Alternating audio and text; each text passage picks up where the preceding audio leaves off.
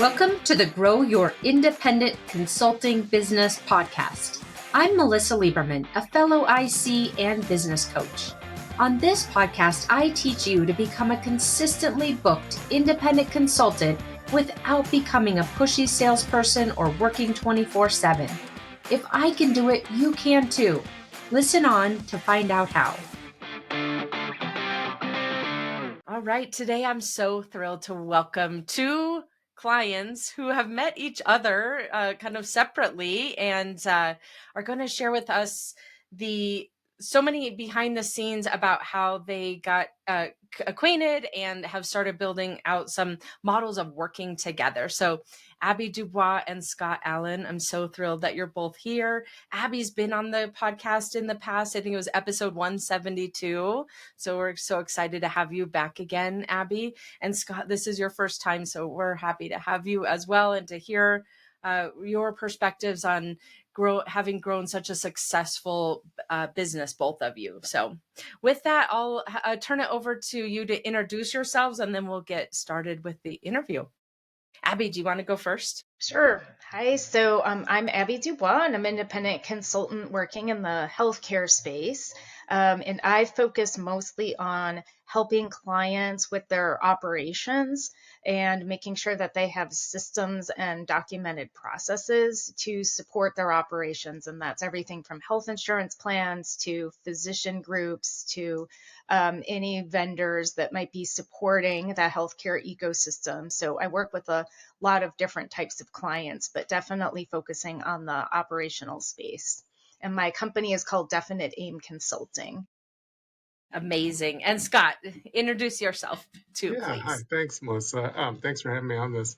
So hi, everyone. Scott Allen. I'm an actuarial consultant. If you don't know what an actuary is, I work a lot with numbers with health insurance organizations and provider groups, helping them manage their risk. I started an independent consulting practice about 12 years ago now, after working for health insurance plans for almost 20 years. So, great to be here.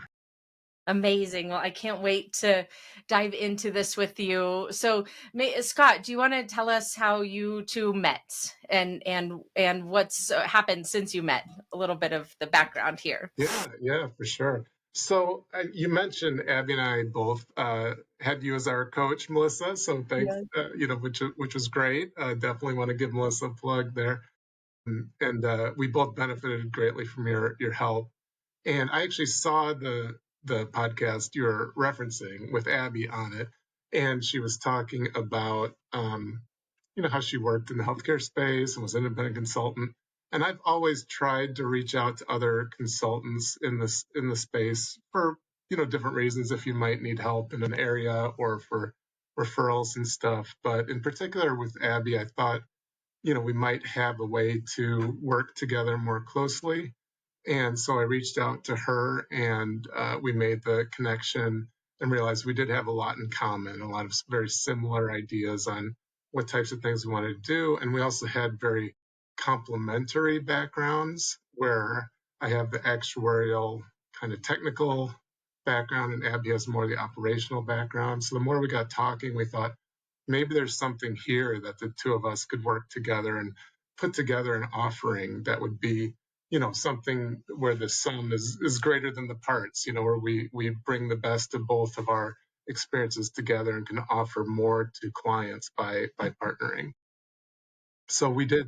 So this was what, Abby, about 9 months ago, maybe we started. Actually, it's been a year, if you can believe it. It's been a year. Over 9 months. So so we've been working together and going out there and trying to get clients, and we actually have a couple clients, which is great. So that's where we're at. We can go into more of that, but that's the high level. That's amazing. So Abby, tell us, did you know right away you wanted to work together?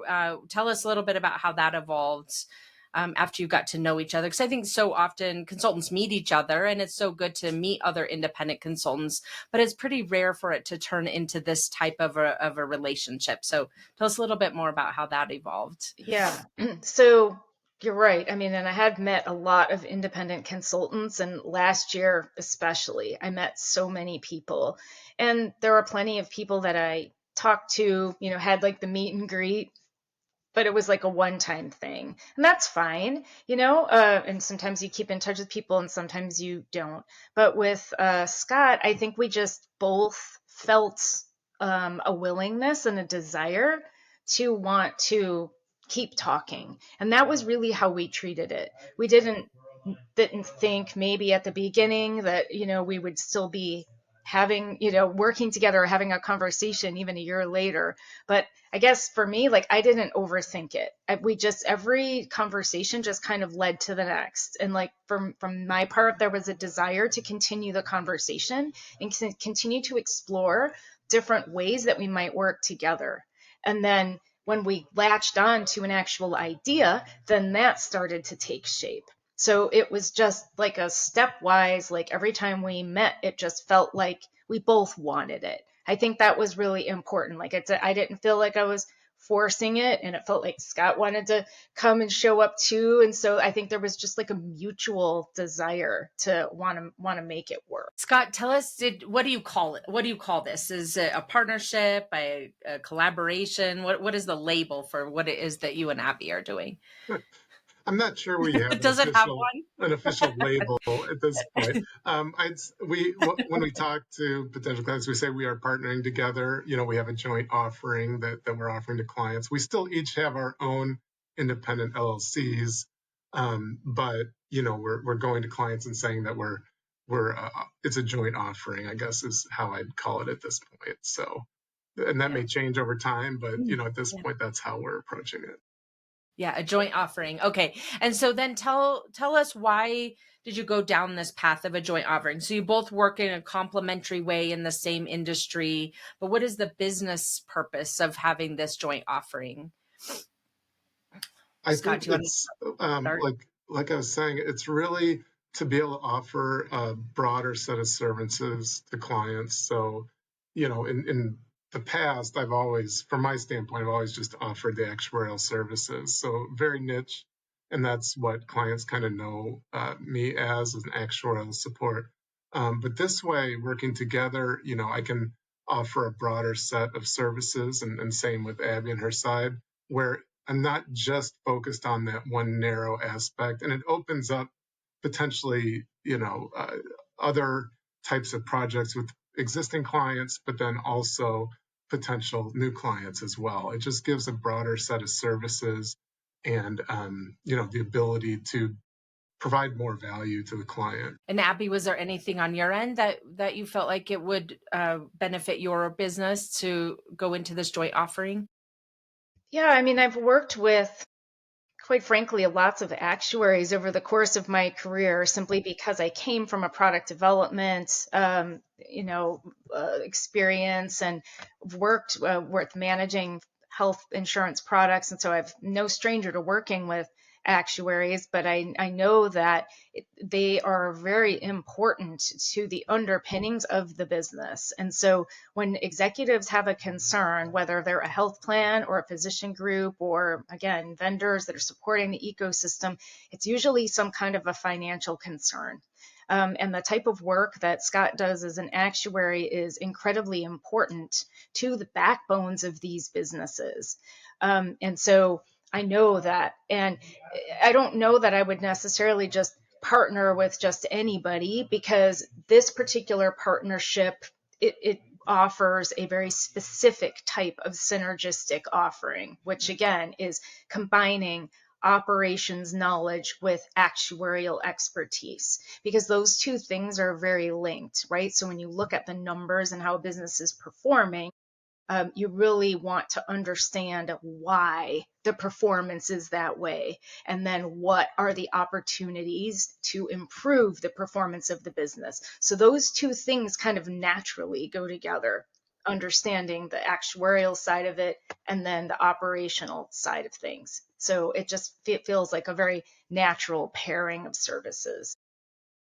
Yeah. I mean, to me, I think you've had such an opportunistic way and this has become rolled out in a bit of an organic way where you met each other and liked each other and enjoyed talking with each other. And then and noticed some overlap in terms of where your offerings could complement each other. I think for consultants who are listening, there's an opportunity to do it in this organic way and potentially in a more targeted way when you're looking for someone specific, like you're just describing, Abby, Scott's skills. And Scott would probably say the same thing of your skills to fill in a need that clients have, where you're able to bring a more holistic solution to them when they need it, even to pull in someone who's got that expertise, where it might not be as kind of a formal go to market strategy, but having that on the bench is a really strategic approach that you two are taking here. Yeah. Yeah, and we when we started talking, I mean, we didn't have a offering right away. Like we didn't, immediately say, yeah, this is what we're going to do, right? We did many brainstorming sessions together, and we explored a lot of different potential areas. And some of them didn't really excite us, I guess. It was we finally got to one area, which is value-based care, which is kind of a niche in healthcare, where we both just kind of really got excited when we were talking about it. And it became very clear that that was the area that we wanted to focus on. So that was a really interesting process that we went through, because I think for a while we just weren't really sure, what it would look like, or was there really something there. But the more we got into it, the more we realized this is our niche. Here's where we can really complement each other and make a big impact. And this is an area that has a high need for both of our sets of services. Tell us a little bit more about what that looked like. How did those brainstorming sessions look as you were going through them, You Abby? want to tackle that, Abby? Sure. Well, a couple things. I mean, it was just conversation, right? Talking about our past experiences. And then I've been leveraging, and I know Scott is too, ChatGPT. So, I really like to consult GPT for idea generation. And so putting in some of the ideas that we had, and then asking it to kind of help refine, and it kind of helped direct at least my thinking. And then at the output of the meeting, I would, share the meeting summary with Scott and share my ChatGPT research results, right? So we just kept kind of iterating. It wasn't like something that we got to in one or two conversations. It was just, like Scott said, let's just keep talking about the things that excite us. So we just saw where the energy was going and followed that. And even once we decided, like, hey, we're going to go for value-based care, it still wasn't even really clear, like, well, what is the offering, or what is the specialization? What are we actually thinking we're going to do here? And so we just kind of put out a couple of ideas, and then we started refining those ideas. And then we actually did a survey. We had a survey in SurveyMonkey that we decided to send to some people that we knew, to some of Scott's past clients and my clients and people in my network, just to test the market, to understand if the things we thought were big pain points, are they actually big pain points? So it's like a kind of like a little bit of a market test. And even though we didn't get tons of responses to the survey, I think it helped refine our thoughts, and also help just build some confidence that there is definitely a need for the type of collaboration or service that we have to offer here. Hmm. That's amazing. The Survey Monkey approach. Tell us a little bit more, Scott, about what type of results you got. Who did you send it to? What kind of results did you get from that? Was there anything that surprised you in the responses? Well, we're also, I think, at that time trying to figure out who our target market was.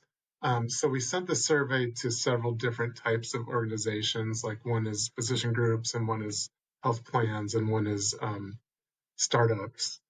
And we wanted to see, where would our services resonate.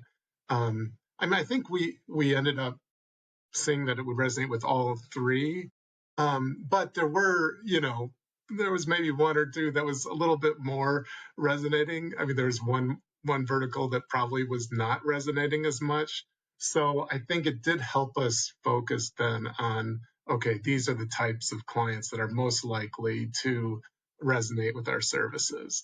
Not that we would exclude the others, if we get clients in that area, but it did really help us. And I think it very much changed our focus. I think our initial focus before doing the survey was this one type of client. After we did the survey, we thought, well, it's probably not. It's probably these others. So it was extremely helpful from that standpoint. And then, like I said, it also validated a lot of our hypotheses in terms of what the pain points were with clients. I think that really helped us as well, just give us more confidence that this is something that has potential. You've both shared with me offline that you've landed one joint client together. Is that right? One and two, I'd say two, Wow. but Oh, two. we've Amazing. completed one project and we have another client we're working on now. Amazing. It's a real time thing. So tell us a little bit about what the go to market strategy looks like. So you built this offering and did a lot of iteration. You went out, you did the survey to test the market and the ideal clients. And so then what did you do next in terms of starting to build a pipeline, and what did that go to market strategy look like?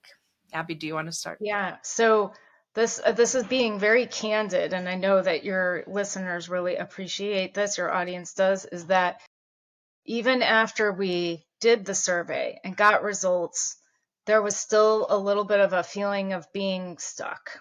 Like, how do we actually move this forward? Like, we've got information, we've continued to show up for each other week after week, and we're having good conversations and we're refining, but now what?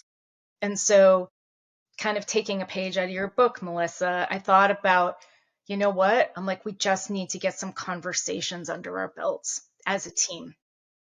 And so the challenge that we created, I said to Scott, you know what? I said, what if we just made our goal for the next few weeks to get 4 conversations? I don't care who they're with. They could be with your clients. They could be with my clients. They could be someone in my network who's not a client. Like, let's just get some reps. Because one thing that we realized that we didn't have was, even though we had been talking and working together for many months, we didn't have the experience of speaking together to a client or a potential client. And so creating those conversations was a low pressure way for us to witness how each other works in these situations. How do we speak to clients? How do we think about the conversation? How do we tag team these conversations? And that actually went really well, I think. And then we, that was really, I think, the thing that kind of brought us to the next level, was just seeing that we had it in us together as a team. And that just created even more confidence. Scott, Yeah. as you think about that experience, what was it like for you?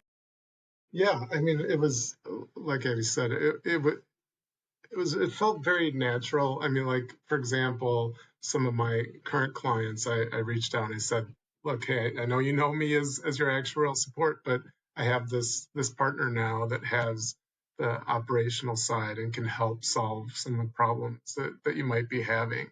And every client I reach out to was like, yeah, let's meet her and get to know her. And that's how we did land one of our clients.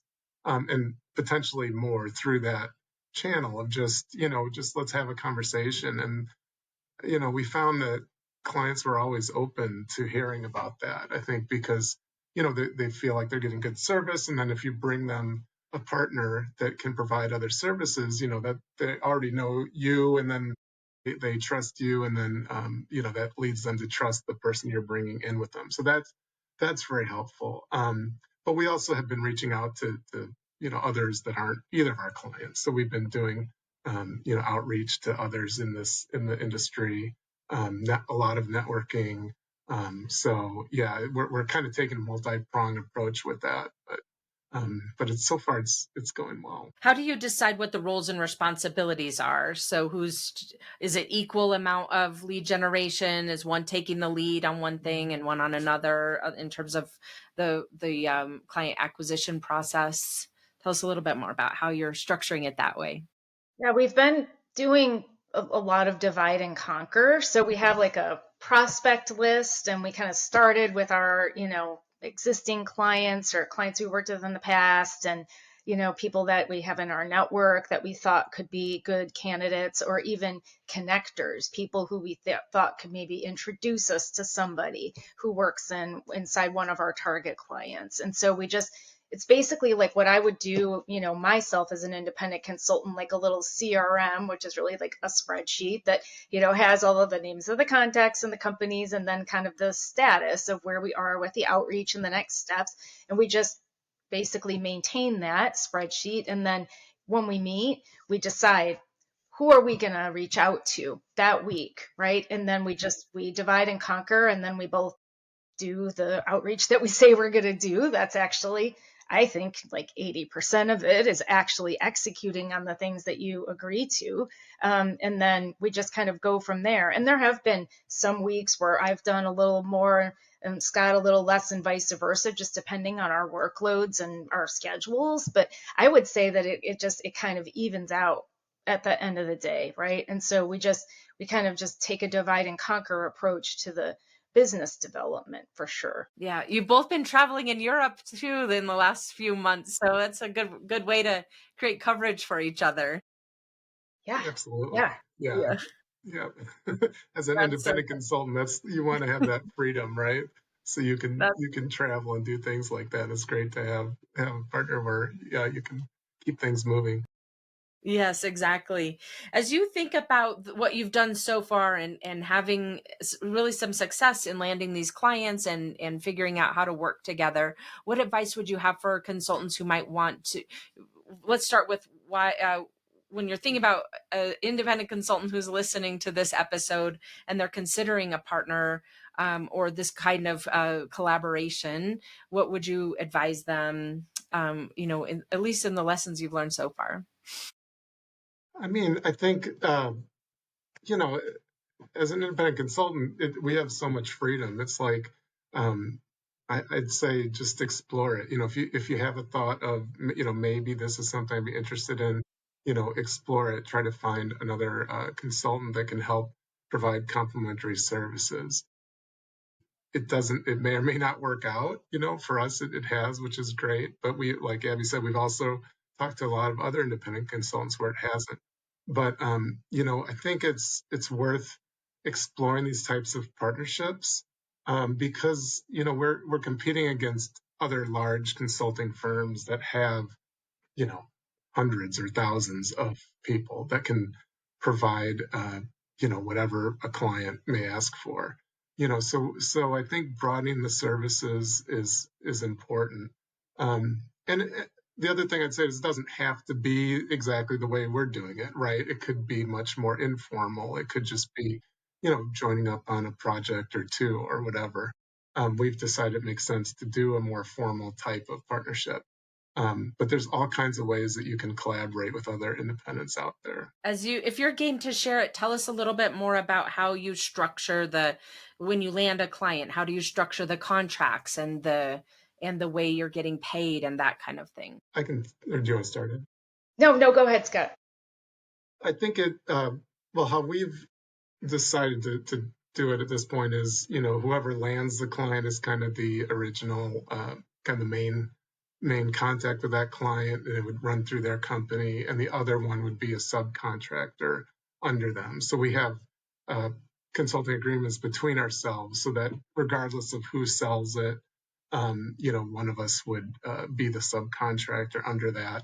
And then we have kind of like a finder's fee type thing too. If you land the client, you get to keep a little bit from that. So I think we've structured a nice incentive plan like that where it's flexible and it can work no matter where the client comes in. As you think about, Abby, for you, for example, when you think about your practice and your capacity, how do you think about capacity, your pipeline for your own direct clients versus these partner supported clients? Is there some differentiation between them, or do you think it all kind of all is one pipeline? How do you think about the way that you want to use your capacity?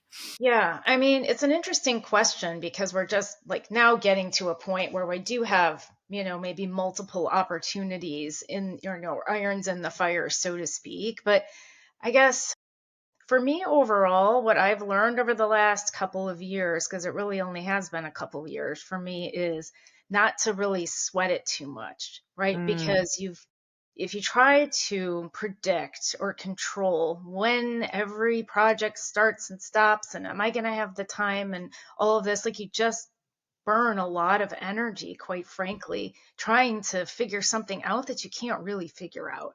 So I've had really good experiences just um, going with the flow, and and then when opportunities present themselves, just being honest with myself about, do I have the capacity to do this? And if I don't, then I've got to say something. But so far that hasn't been the case, right? So far it just, everything has sort of worked out. But I also know, and I know, I'm sure Scott, has done this too, where sometimes you can negotiate when you can start and stop work. It doesn't have to always be this like ironclad thing that the client says and that's what it has to be. Like there are ways to work with them to be flexible to meet everybody's needs. And I think like that's something that I'm sure we're going to have to do as we move forward, depending on how busy I am and how busy Scott is. And we've also got, here's the other thing that's interesting. We've got what we call our black book of additional experts. So we have a list of other independent consultants that we know and we like that can also be pulled in to help out with pieces of the work. It's not a direct overlap necessarily of what we do, but in some cases, like Scott knows other actuaries, I know other people who do things like the type of work that I do. So there's also a possibility of even bringing in additional consultants if our bandwidth seems like it's a little bit too full at any given time. Yeah, it's a good problem to have, yeah, excess demand. exactly. What Yeah, were you going to or say? we're also have experts if it's an area that Mm, we're not mm, an expert in. Like if they need a medical person, we have medical people that we can bring in, or if they need some with that background. So that's the other reason why we're building out our network of independents to help us. Project may need more than the two of us can support. yeah. At some point, this blooms into some kind of a consortium or that type of thing for value-based care consulting. It could, yeah. Yeah, Yeah. Yeah. absolutely. Something exciting. How do you think about it, Scott? How do you think about the way that you're allocating work to this partnership versus your own company's work and managing your pipeline and your demands? Yeah, I mean, I think from a workflow standpoint, I have a couple subs that work for me, not full time but part time, and they help a lot. Like if we were to get two or three projects, I can pull in more support from them. So from that standpoint, I feel like we're pretty well set up. But I think that I think that it's nice how we've been working together in terms of planning for that type of situation, right? I mean, we like you said, it's a good problem to have. We hope to have it. We're kind of planning for it now, so that we have the expectation it will be, an issue going forward. But we're building that support network so that it won't be a problem. We want to deliver great results to our clients and be prepared for that. So we're a little bit building stuff in anticipation of that flood coming, let's say. Yeah. Yeah. The excess demand plan. I love it. I love it. As you think about your individual practices for a moment while we have you here, I'm curious, Abby, what are your goals for 2026? What are you working on now as you're continuing to mature and evolve your business, and having been in business for a couple of years now and really had such strong success from the outset? Yeah, I mean, honestly, I'm thinking about Because a lot of the work that I've been doing for the first couple of years has been like very traditional project-based work, in some cases like longer term contracts, like 5, 6, 7 months. And that's been great. That's, given me the revenue and the ability to continue. But what I would really like to focus on next year is getting a couple of advisory retainers. And I know that's kind of like the holy grail for a lot of independent consultants, but I'm starting to feel like I'm getting closer and closer to being more confident about something like that. I'm starting to see certain scenarios where I could pitch something like that. And I understand the value of it, and I believe in the value that I can deliver for that. So I'm thinking just more broadly about ways to scale my impact, so I'm not trading hour for hour, right? Like an hour for build, of build services for this amount, right? Because that you cap out at a certain point. Sure, you could work more hours or you could charge more per hour, but you're still going to have that ceiling. So I'm thinking about how can I, like surpass that perceived ceiling, or that real ceiling in some cases, by creating retainers and offerings that can effectively take me beyond the trade time directly for fees sort of model. Amazing.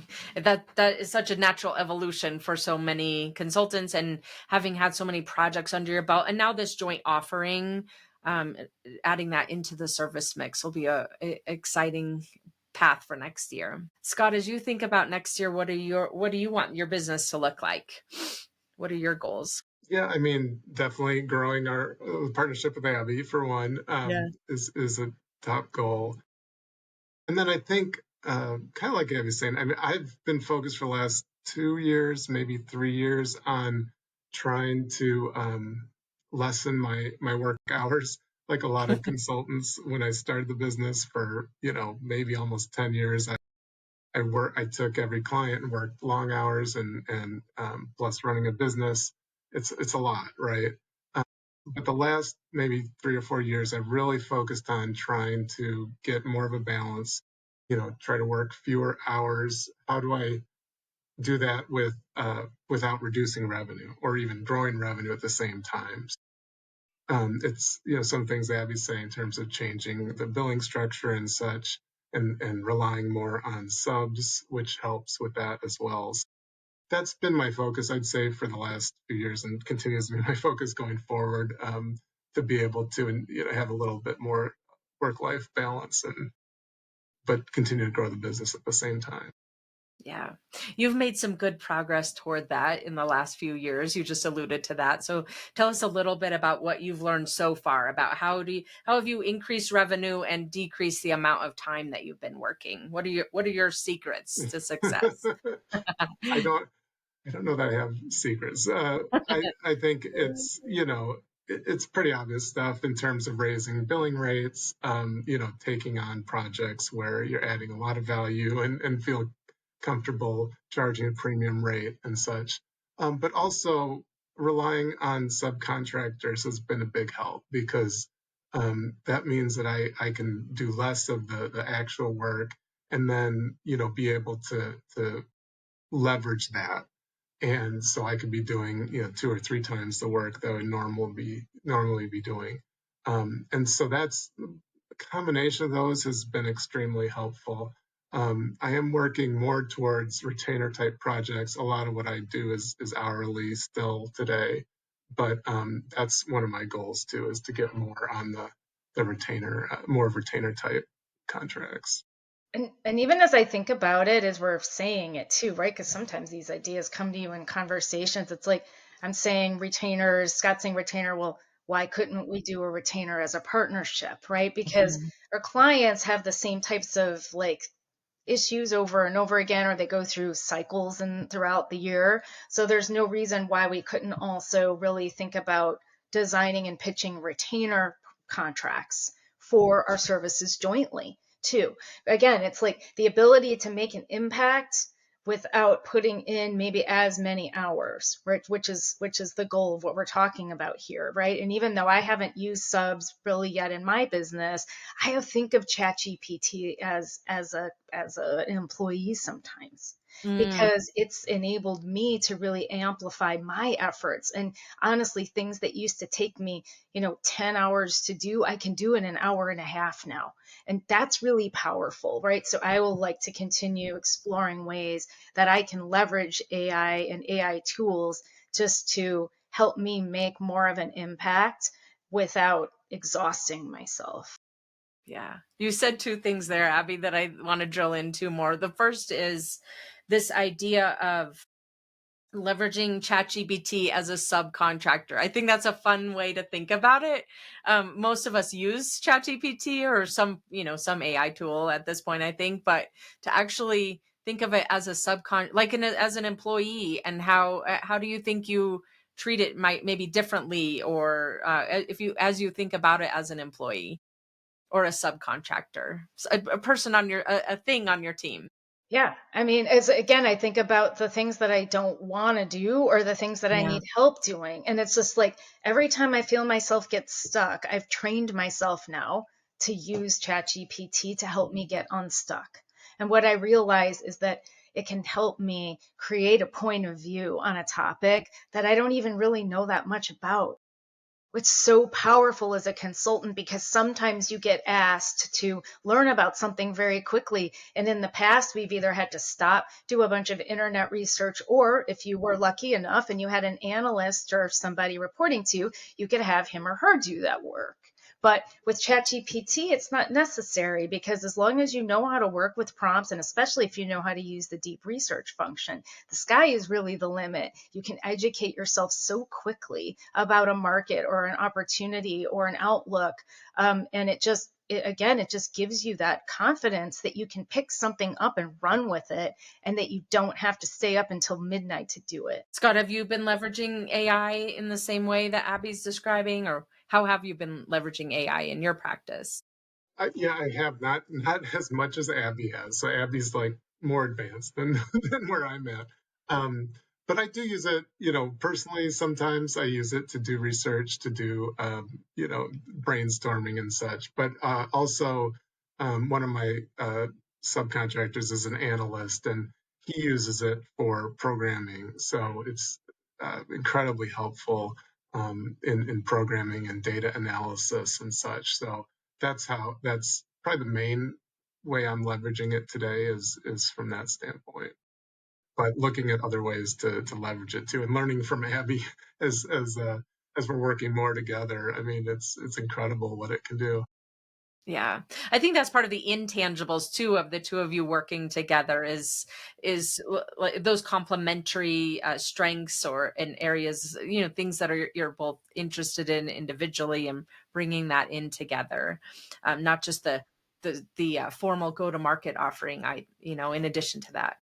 Yeah, like another area where Abby's really further advanced than me is in the marketing, like LinkedIn posts and stuff like that. She's very active in that, and I'm being an actuary and kind of introverted. I'm less comfortable with that, but working with Abby has pushed me out of Mm, that comfort zone, yeah. which is great. And even doing a podcast like this is something that wouldn't necessarily be in my comfort zone before working together. So I think there are a lot of intangibles that we're getting from this partnership beyond just the business that we're developing. Yeah. The other thing you said a minute ago too, Abby, is this idea of a joint retainer of some sort. And, you had indicated so often your clients there's financial impacts for the type of decisions that they need to make, or they're doing maybe what if scenarios and that kind of thing. And having a joint offering where they've got Scott's expertise and his team's expertise to complement that be really interesting.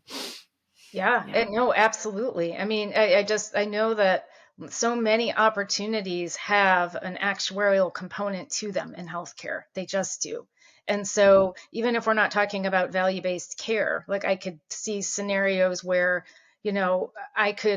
I feel like I could be much more valuable offering an advisory retainer for a couple hours a month to bring Scott and I together as a partnership, because then the client feels like they're really getting more of a breadth of advice for their money, right? And like, I'm one person, and if I meet their needs, or they need a sounding board or something, that's fine. But if they have like real business problems or opportunities that require an actuarial or like a mathematical point of view, well, I'm not really going to be able to provide that in a pinch, but Scott can, right? So it's like, and a vice versa. So I could see the power of an advisory retainer just being that much more amplified when you have two people, or maybe even three. Think about it this way. It's like the client could almost see you as like their little advisory board that they Yeah. have access to, and that they might even have an easier time justifying that as a cost or as an investment,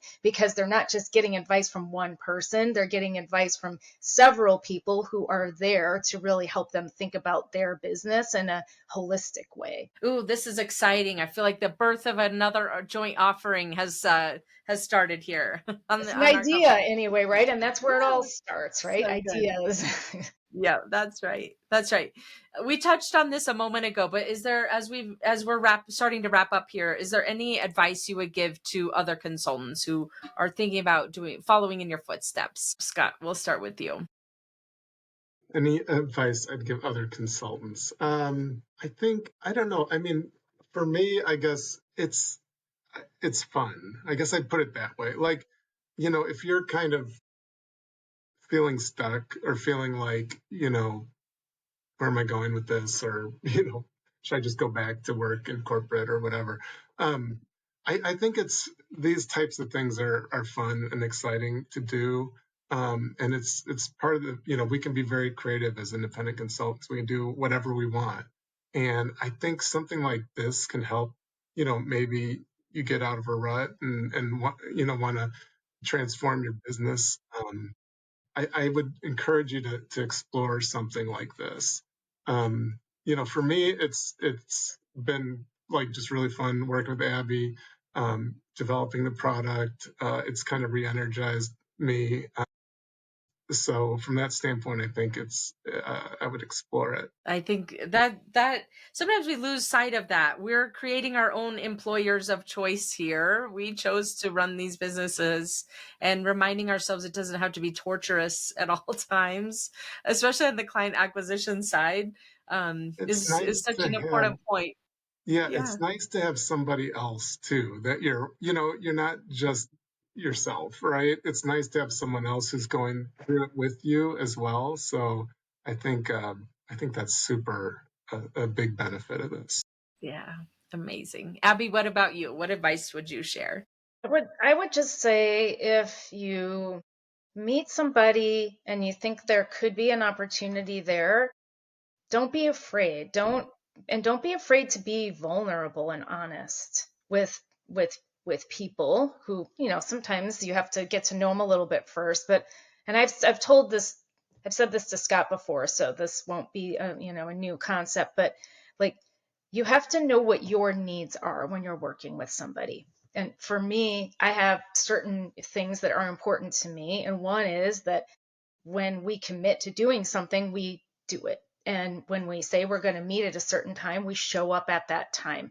Like, that's really important to me. And Scott is like that, right? So he shows up when he says he's going to, he does do what he says he's going to do. And like, that right there, like, helps like build the trust. And so you have to know what's important to you. So that what I just described might not be a priority for everybody, and that's fine. But when you're looking to work in a partnership with somebody, there has to be some compatibility on some of that stuff. And so if you're talking with somebody and it doesn't feel like a fit, then your intuition may be right, and not every opportunity is worth pursuing. But if you just ask yourself in your gut, does it feel like I'm aligned with this person? Do we feel like we're moving in the same direction generally? And do we feel like we like how the other one operates? Just like basic questions like you would when you're dating somebody, to put it that way. But that's the reality of it, right? Like, are you compatible? And if you are, great. And if you're not, great. Like, it's okay to just move on and maybe not pursue the opportunity. I love what you've both done here, which is this is another way to go to market for both of your individual businesses. You've leveraged this as a way to, like you were saying, Scott, re-energize and energize what you're doing, maybe get out of a rut if consultants are feeling like they're in a rut. And you were both patient. This wasn't something, that it seems like you were both thinking, okay, if we don't land a joint client in the next 90 days, we'll move on or whatever. You both sound like you've been very patient and really interested in the collaboration and the thinking process behind it and the design, and then maybe ripping the Band-Aid off and deciding to go out and land some clients with the work you had done. But that patience, I think, is also, it sounds like part of the recipe for success, not needing a proof point in the very beginning that this is going to work, but really, jointly pushing each other to the maybe out of your comfort zone slightly, but having that patience that eventually, and maybe belief that eventually you would land something together, and being willing to experiment. Yeah, no, for sure. And I would think, I'll tell you, there was one specific moment, and Scott knows this too, because I've tried to be like open and honest with him about my experiences, because I think it just makes our interaction better and healthier. There was a point where I was like, oh my God, where is this going? I don't know. Should we keep going forward? Am I wasting Scott's time? Am I wasting mine? Like, these are the thoughts that you have, right? And so I went to ChatGPT, my old faithful, right? Who's like sometimes acts as my coach too, not just my analyst, but and then it's when ChatGPT said to me, look, Abby, you've already gone farther than Mm, 90% of consultants would have gone with this opportunity. Don't stop now. yeah, Like, yeah, you're right there. Like, you've already shown that you stick to it, right? And there's already something being created. Like, this is not the moment to give up. And like, honestly, that did something for me. I was like, wait a second, that's true. Like, I know this, like, intellectually, like, you should not stop digging when you're 3 feet away from the gold. And that's yeah. exactly where we were. And I just needed to hear that. I just needed to remind myself of that. And then we just kept going, and I like forgot about that, and I just moved on. What was it like for you, Scott? How did the patience come into play here? I mean, for me, it's honestly, it's just been fun. Mm, I mean, I have a business that, is still going, and so that keeps me busy. But this has been like really fun for me to be creative. I think that's something I've really enjoyed about it. Um, I think, like Abby said, when we focus on the goals not being necessarily get a client tomorrow, the goals are more focused just on the tasks that we need to do. Reach out to 10 clients, reach out to, have 5 conversations. That's really, I think, helped a lot, because that's what it takes to end up landing the clients, right? So that's what we've really focused on is really that process, and that's paying dividends. I think when you just try to jump forward to, we want 10 clients tomorrow, that's not realistic, and it's, just going to set you up for disappointment. So I think the way we've approached it has been, with patience, but also a sense of urgency that we know that if this doesn't keep up momentum, it's not going to move forward. So we are, still or pursuing it aggressively, and I think so far it's been successful. yeah, amazing. Well, as we're wrapping up here, is there anything we've covered on so much, and we appreciate you sharing the behind the scenes of how this has come together and how you're managing this partnership. Is there anything else we haven't touched on today that you'd like to share with the audience? I would just say that I think this is a really unique opportunity for independent consultants, because once we start getting going on our own, there is a tendency to feel like, oh, well, this is all me, and I got to do it, and if I work with somebody else, that I'm giving up my autonomy. I'm giving up income. I'm giving something up, or I don't want to feel like I'm working for somebody again if I am a subcontractor to somebody.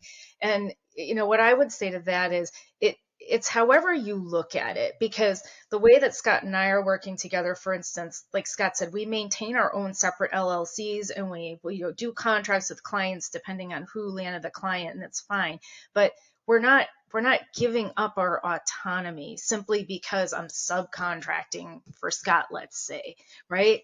So you just have to remember that you're still a sovereign entity, you're still your own thing, you can still feel independent and free, but also collaborate with somebody. You can't have the best of both worlds. It is possible to do, but you don't have to give up the very things that you have gained from being an independent consultant versus being an employee of a corporation. Yeah, I agree with that. I mean, I would say there's all kinds of ways to partner with other independents. We're talking about one way here that we're doing, but we've partnered with other independents in other ways. I think the key is to build out the network. That's how we found each other, right? Is building out your network of other independents that you never know where that could go. That could lead to a project 6 months down the road or 2 years down the road.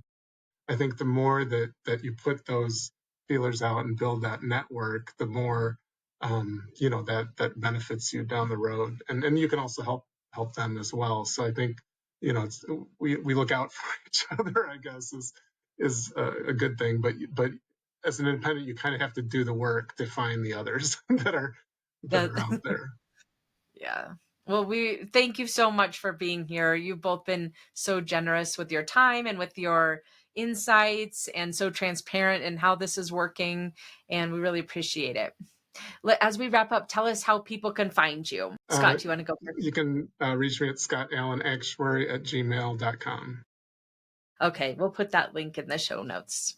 Yep. And Abby? And I have a website. It's Definite Aim Consulting, and you can put that in the show notes as well. I have an email that you can reach me, or I can also provide my LinkedIn profile. That's actually probably the best way to find me, is through my LinkedIn profile.